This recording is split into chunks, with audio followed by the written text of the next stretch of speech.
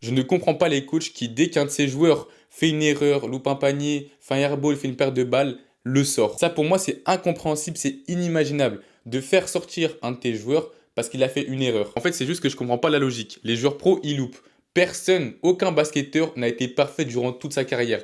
Michael Jordan, il a loupé tellement de tirs. Michael Jordan, Kobe Bryant et tous les grands joueurs de NBA ont loupé des tirs qui étaient importants. Il n'y a aucun basketteur dans le monde qui n'a été parfait durant toute sa carrière.